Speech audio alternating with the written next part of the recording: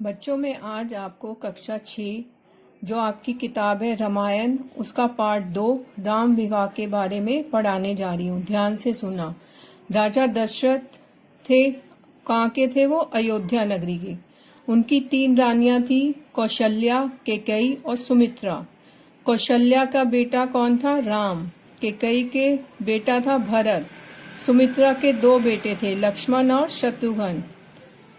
बच्चों अब पाठ का सार सुनो ध्यान से।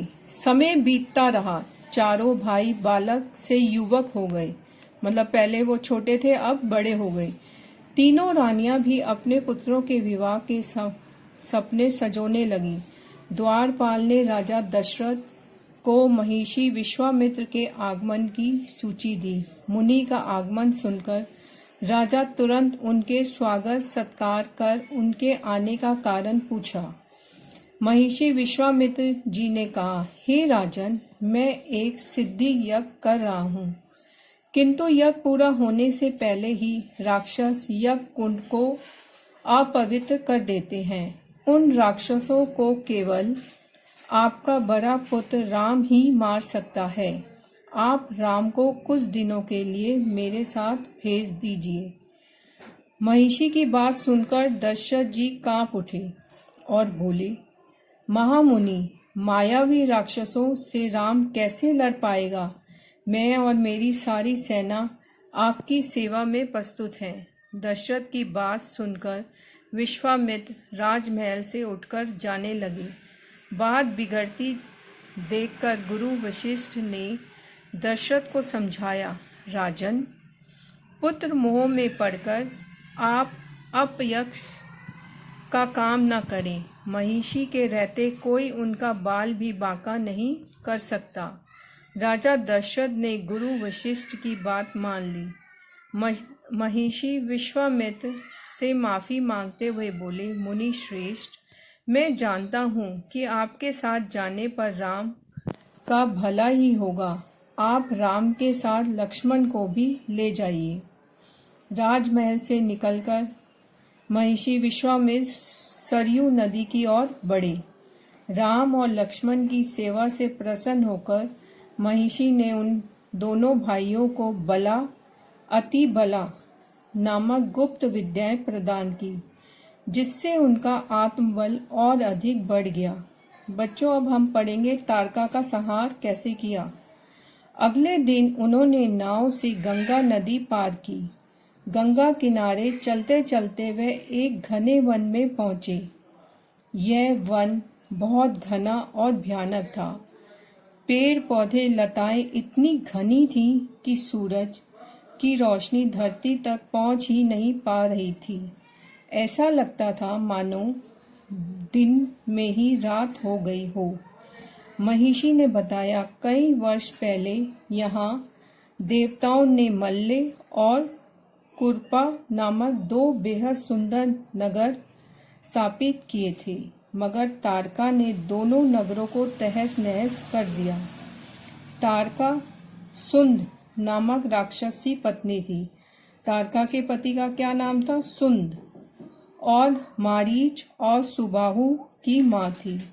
2 उनके बेटे थे, मारीच और सुबाहु। अब इसे तारका वन के नाम से भी जाना जाता है। तुम दोनों को तारका का आतंक मिटाना है। महिषी विश्वामित्र की आज्ञा लेकर राम ने अपने धनुष की प्रत्यंचा चढ़ाकर छोड़ दी। धनुष की टंकार से पूरा वन कांप उठा। तारका अत्यंत क्रोध में भयंकर गर्जना करती हुई राम लक्ष्मण की ओर दौड़ी। ऐसे लगा जैसे तूफान आ गया है। वन के बड़े बड़े पेड़ गिरने लगे, धूल भरी आंधी चलने लगी, पत्थरों की वर्षा की, लेकिन राम के सामने टिक न सकी। राम द्वारा छोड़ा गया एक शक्तिशाली बाण उसके हृदय में लगा। उसी समय उसकी मृत्यु हो गई। महिषी विश्वामित्र ने प्रसन्न होकर राम को दंड चक्र, धर्म चक्र, काल चक्र और विष्णु चक्र आदि दिए और दोनों भाइयों को दैवीय अस्त्र शस्त्र भी दिए। मुनि विश्वामित्र राम और लक्ष्मण को साथ लेकर अपने सिद्ध आश्रम में आए। श्री राम ने मुनि से कहा, आप निडर होकर यज्ञ आरंभ कीजिए। यज्ञ प्रारंभ हो गया। 5 दिन तक निर्विघ्न यज्ञ होने के बाद छठे दिन आकाश में घोर गर्जना सुनाई दी। मारीच और सुबाहु वहां पहुंच गए। ये दोनों कौन थे? तारका के बेटे। वे अपनी माँ तारका के वध का बदला भी लेना चाहते थे। राम ने सबसे पहले मारीच पर मानव अस्त्र का प्रयोग किया। इस अस्त्र से मारीच मरा तो नहीं, पर बहुत दूर जा गिरा और डरकर दक्षिण के जंगलों में जा छिपा। राम ने एक शक्तिशाली बाण ने सुबाहु का अंत कर दिया। राम लक्ष्मण ने पूछा, अब हमारे लिए क्या आज्ञा है? आदेश दें। तब महिषी विश्वामित्र ने कहा, पुत्रों, मिथिला के राजा जनक ने धनुष यज्ञ का आयोजन किया है। मैं चाहता हूँ कि तुम दोनों मेरे साथ मिथिला चलो। राजा जनक के पास भगवान शिव का सुनुभ नाम का एक अद्भुत धनुष है। इस धनुष को देवता, गंधर्व, राक्षस या मनुष्य कोई नहीं उठा सकता। मैं चाहता हूँ कि तुम धनुष के दर्शन करो और मिथिला नगरी का वैभव भी देखो। अब बच्चों, हम अहिल्या का उद्धार पढ़ेंगे। सोनू नदी के पार मिथिला नगरी थी। मिथिला में प्रवेश करने से पहले उन्होंने एक उजाड़ सुनसान आश्रम देखा। राम ने विश्वामित्र से आश्रम के बारे में पूछा। तब महिषी ने उन्हें गौतम ऋषि और उनकी पत्नी अहिल्या की कथा सुनाई। अहिल्या अपने पति के शाप से एक शिला बन गई थी। शिला मतलब पत्थर बन गई थी। राम जी उस शिला के पास गए। राम के स्पर्श से अहिल्या शाप मुक्त हो गई। सीता विवाह। महिषी के आने का समाचार सुनकर राजा जनक स्वयं उनका स्वागत करने आए। अभिवादन और कुशल समाचार सुनकर राजा जनक स्वयं उनका स्वागत करने आए। राजा जनक ने महिषी से पूछा, ये दोनों सुंदर बालक कौन हैं? राजन, ये दोनों कौशल नरेश दशरथ के पुत्र राम और लक्ष्मण हैं। मैं इन्हें शिव धनुष दिखाने लाया हूँ। महिषी और दोनों राजकुमारों को एक सुंदर वाटिका में ठहराने की व्यवस्था की।